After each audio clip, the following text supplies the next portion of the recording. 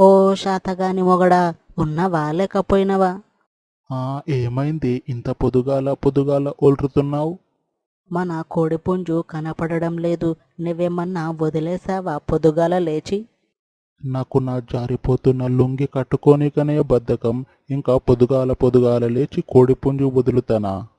మరి ఇక్కడ గంప కింద కోడి కనపడడం లేదు. దానికి ఒత్తుగా దొడ్డికి వచ్చినట్టుంది. బయటికి పోయి ఉంటది, మళ్ళీ వస్తదిలే.